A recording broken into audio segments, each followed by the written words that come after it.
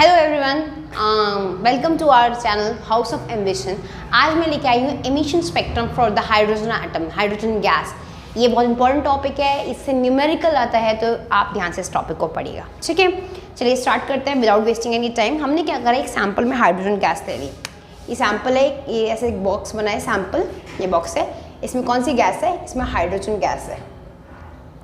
अब for sure है hydrogen gas है तो एक ही हाइड्रोजन एटम तो नहीं होगा। इसमें मैंने एक लाइट पास कराई। ये सैंपल में यहाँ पे होल है, ये होल है, होल से मैंने ये लाइट पास कराई। लाइट पास कराई, यहाँ से ये लाइट निकल रही है। जैसे ये लाइट निकली, मैंने देखा इसने एक स्पेक्ट्रम बनाया। हमने क्या करा, हमने स्पेक्ट्रोस्कोप से देखा। Spectroscope is that instrument which use to measure, which use to see the spectrum, जो स्पेक्ट्रम देखता है।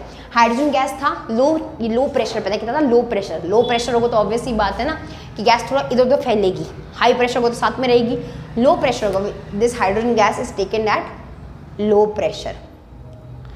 ठीक है, लो प्रेशर। या तो मैंने इसे कोई भी, या तो मैंने इसको एक लाइट दे दी है, ये लाइट दे दी है, या कुछ इलेक्ट्रिसिटी अप्लाई कर दी है। मैंने देखा लाइट देने के बाद हमने यहाँ पे एक स्क्रीन लगा दी थी। हमने स्पेक्ट्रोस्कोप से देखा कि यहाँ पे एक स्पेक्ट्रम बन रहा था। अब हाइड्रोजन गैस का जो स्पेक्ट्रम होता है that is emission spectrum. This topic is known as emission spectrum of hydrogen. Emission spectrum of hydrogen, spectrum of hydrogen gas. अब इमिशन स्पेक्ट्रम कैसे बना है? फिर से हाइड्रोजन गैस के अंदर जो इलेक्ट्रॉन्स थे उन्हें ये जो हम लाइट दे रहे हैं वो लाइट अब्जॉर्ब करी, फोटोन को अब्जॉर्ब करा। जैसे इलेक्ट्रॉन लाइट को अब्जॉर्ब करा, वो एक्साइटेड हो गए तो वो अपनी ग्राउंड स्टेट, ये उनकी सपोज यहाँ इलेक्ट्रॉन घूम रहा है, उसने एक लाइट अब्जॉर्ब करी। जैसे उसने लाइट अब्जॉर्ब करी, फोटोन आ रहा था सामने। फोटोन किससे आता है? लाइट से। लाइट अब्जॉर्ब किया तो एक्साइटेड हो गया तो यहाँ से इलेक्ट्रॉन, ये अभी अपने एनर्जी लेवल पे है, सपोज करो n=1 फर्स्ट शेल पे। यहाँ से इलेक्ट्रॉन ने जंप मार दी सेकेंड शेल पे। ठीक है, तो ये हुआ एक्साइटेड स्टेट। मैं यहाँ लिख रही हूँ, ये हुआ एक्साइटेड स्टेट जहाँ पे इलेक्ट्रॉन ने एनर्जी अब्जॉर्ब करके जंप मारी, और जहाँ से जंप मारी उसे बोलते हैं ग्राउंड स्टेट। इलेक्ट्रॉन को लाइट मिली, उसने एनर्जी अब्जॉर्ब करी, एनर्जी अब्जॉर्ब करते वो एक्साइटेड हो गया, एनर्जेटिक हो गया, तो उसने अपनी शेल से, जिस शेल पे वो घूम रहा था उस शेल से जंप मारी, ऊपर चला गया। जिस शेल पे वो कूद के गया दैट इज एक्साइटेड स्टेट। जिस शेल पे वो घूम रहा था, जहाँ पे वो पहले से घूम रहा था, दैट इज ग्राउंड स्टेट। तो n1 पहली शेल ग्राउंड स्टेट हुई, और जहाँ वो कूद के गया सेकेंड शेल एक्साइटेड स्टेट हुई। अब ऑब्वियस सी बात है, इलेक्ट्रॉन यहाँ गया तो ज़्यादा देर तो रहेगा नहीं रहेगा ना। एक्साइटेड स्टेट हमारी ज़्यादा देर रहती नहीं, तो इलेक्ट्रॉन अब क्या करेगा, अपने ग्राउंड वहाँ पे अनस्टेबल हो गया जहाँ वो गया था।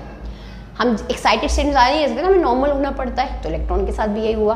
क्या हुआ उसके साथ? इलेक्ट्रॉन जब सेकेंड शेल पे गया एक्साइटेड स्टेट पे, तो थोड़ी देर तो एक्साइटेड रहा, उसके थोड़ी देर वो अनस्टेबल हो गया, वहाँ पे परेशान होगा, तो वो चाहता है कि अब वो अपने ग्राउंड स्टेट या फर्स्ट शेल में वापस आ जाए।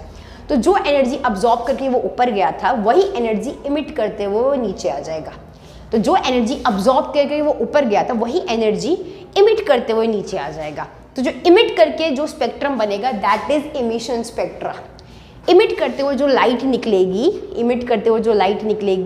हमने लाइन स्पेक्ट्रम में पढ़ा था, तो इमिट करने से जो लाइट निकलेगी, जो एक ही हाइड्रोजन गैस तो नहीं है, बहुत सारी हाइड्रोजन गैस है, और बहुत सारी हाइड्रोजन गैस में बहुत सारे इलेक्ट्रॉन है, तो इमिट करने से जो लाइट निकलेगी और जो पूरा स्पेक्ट्रम बनेगा दैट इज इमिशन स्पेक्ट्रम। यहाँ तक क्लियर है आपको? तो इससे कुछ सीरीज, बहुत हाइड्रोजन गैस है तो बहुत से large number of emission light emit होगी। हाइड्रोजन गैस है ना, तो large number of light emit होगी। तो इस लार्ज नंबर ऑफ जो लाइन्स इमिट हो रही है, लार्ज नंबर ऑफ जो लाइट इमिट हो रही है, इसको हमने 5 सीरीज में डिवाइड कर दिया है। हाइड्रोजन गैस बहुत सारी थी, बहुत सारी हाइड्रोजन गैस में से बहुत सारे हाइड्रोजन एटम में बहुत सारे इलेक्ट्रॉन, सबने लाइट अब्जॉर्ब करी। कोई 2 पे कूद गया, कोई 3 पे कूद गया, कोई सेकंड से 7 पे कूद गया, बहुत सारी शेल्स होती हैं, तो सबने डिफरेंट लाइट इमिट करी, तो एक लाइन इमिशन स्पेक्ट्रम बन गया। तो जितनी नंबर ऑफ लाइंस उनने इमिट करी, उस पूरी लाइंस को हमने 5 सीरीज में डिवाइड कर दिया। वो 5 सीरीज कौन कौन सी है? Lyman, Balmer, Paschen, Brackett, Pfund. ये 5 सीरीज है जिसमें हमने हाइड्रोजन की जितनी भी लाइंस निकल रही थी वो सारी लाइंस को, जितनी भी स्पेक्ट्रल लाइंस निकल रही थी वो सारी लाइंस को इन 5 सीरीज में डिवाइड कर दिया। ठीक है, Lyman Balmer Paschen Pfund Paschen Brackett Pfund. चलो अब ये 5 सीरीज हमें दिखाई देंगी या नहीं दिखाई देंगी। ये 5 series Lyman Balmer Paschen Brackett Pfund, ये 5 वो सीरीज है जितनी सारी लाइंस निकल रही थी, स्पेक्ट्रल लाइंस हाइड्रोजन गैस ने निकाली, उस सारी लाइंस को हमने 5 सीरीज में डिवाइड कर दिया। Lyman Balmer Paschen Brackett Pfund. Done. चलिए अब आगे बढ़ते हैं। ठीक है, आपको एक डायग्राम दिखाया जाएगा, उस डायग्राम में आपको दिखाया जाएगा लेमन सीरीज। जब हम फर्स्ट शेल से लेमन सीरीज की बात कर रहे हैं, लेमन सीरीज जब हम n equal to first shell से कूद के n equal to second shell, third shell, fourth shell and so on, जब हम फर्स्ट शेल से कूद के, हम नहीं इलेक्ट्रॉन, जब इलेक्ट्रॉन फर्स्ट शेल से कूद के अपने second shell, third shell, fourth shell में जाता है, तब उन जो वो लाइंस बनती है स्पेक्ट्रल लाइंस, उस सीरीज को हमने लेमन सीरीज बोला। ये सीरीज अल्ट्रा वायलेट रेंज में होती है। कौन से रेंज में होती है? Ultraviolet range.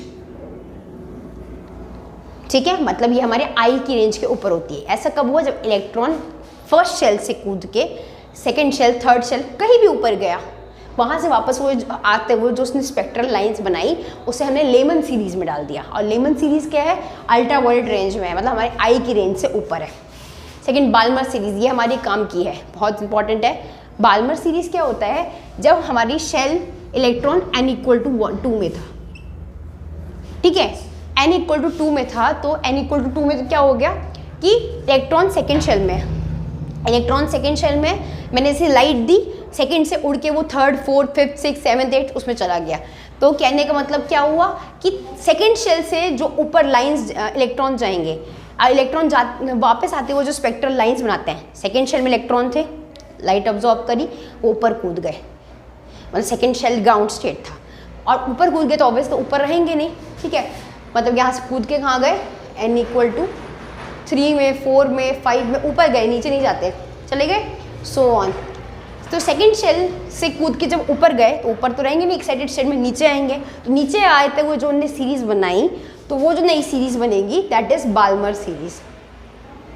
Balmer series ये विजिबल रेंज में, ये हमें दिखाई देगी विजिबल रेंज में। ठीक है, इसी तरह पास्टन जब थर्ड शेल से कूद के n इक्वल टू 3, जब थर्ड शेल से कूद के ऊपर गए और वापस आते हुए इलेक्ट्रॉन ने जो इमिशन स्पेक्ट्रम बनाया उसे बोलते हैं पास्टन सीरीज। या इंफ्रारेड रेंज में, इंफ्रारेड कौन सी रेंज है?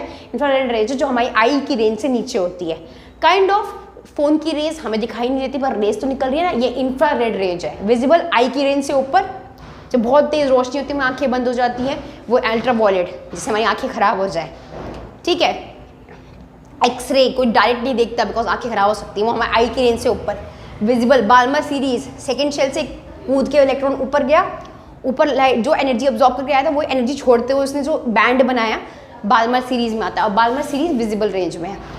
पास्टन ब्रैकेट पीफंड, जब थर्ड शेल से कूदा इलेक्ट्रॉन तो पास्टन बनाएगा, फोर्थ से कूदा तो ब्रैकेट, और फिफ्थ से कूदा तो पीफंड। ये तीनों जो है पास्टन ब्रैकेट पीफंड, ये तीनों इंफ्रारेड रेंज में। इंफ्रारेड रेंज कौन सी रेंज होती है? जो रेंज हमारी आई के नीचे है। मतलब अगर थर्ड शेल से, फोर्थ शेल से, फिफ्थ शेल से इलेक्ट्रॉन कूदेंगे ऊपर, और जब ऊपर एक्साइटेड स्टेट से वो वापस आ रहे होंगे अपनी स्पेक्ट्रल लाइंस बनाते हुए, अपनी लाइट इमिट करते हुए, तो उनकी लाइट हमें दिखाई नहीं देगी बिकॉज वो कौन से रेंज में है? वो रेंज, उस रेंज को हम बोलते हैं इंफ्रारेड। इंफ्रारेड वो रेंज होती है जो हमारे आई की रेंज से नीचे होती है, विजिबल दिखाई देती है, अल्ट्रावायलेट दिखाई नहीं देती है। ठीक है, तो ये बात आप अच्छे से ध्यान रखिएगा। डन। और अब इससे एक बहुत इंपॉर्टेंट फॉर्मूला है जो आपको याद रखना है। वो इंपॉर्टेंट फॉर्मूला कौन सा है? वो इंपॉर्टेंट फॉर्मूला है वेव नंबर का। Wave number equal to R 1/N2 minus 1/N1। आप टेंशन मत लीजिएगा। R Z² is the atomic number. N2 is that shell जहाँ पे इलेक्ट्रॉन कूद के गया है, मतलब एक्साइटेड स्टेट, और N1 इज दैट सेल जहाँ से वो कूद कर गया है, ग्राउंड स्टेट। तो ऑब्वियसली बात है N2 की एनर्जी ज़्यादा है। ठीक है, तो N2 वो स्टेट है जहाँ वो कूद कर गया है, जंप करके इलेक्ट्रॉन गया है एक्साइटेड स्टेट, तो N2 की एनर्जी ज़्यादा होगी, और N1 वो स्टेट है जहाँ से वो कूद के गया है, मतलब ग्राउंड स्टेट, तो N2 माइनस N1। और R is the Rydberg constant, R is the Rydberg constant. Rydberg constant का वैल्यू होता है 109677। ठीक है, कांस्टेंट है रेडबर्ग कांस्टेंट, वैल्यू या Z is the atomic number, N2 is the वो सेल जहाँ पे इलेक्ट्रॉन कूद के गया है लाइट अब्जॉर्ब करने के बाद, और N1 इज वो सेल जहाँ से वो कूद के गया है ग्राउंड स्टेट। डन। ये वेव नंबर का फॉर्मूला, ये फॉर्मूला बहुत इंपॉर्टेंट है, this formula is very important formula, ये फॉर्मूला इसके लिए याद रखना। ठीक है, तो ये आपका था emission spectrum hydrogen atom which is very important, आपको ध्यान रखना है। ये आपका इस बार का जो 2023-2024 सिलेबस है क्लास 11 का, उसमें इंपॉर्टेंट टॉपिक है। ये टॉपिक आपको मिस नहीं करना है। इस टॉपिक से न्यूमेरिकल आते हैं, इस टॉपिक की थ्योरी आती है, तो मेक श्योर आप ये टॉपिक अच्छे से करें। ओके, नाउ क्लास अपने नेक्स्ट सेशन में हम स्टार्ट करेंगे bore atom. Thank you and have a nice day.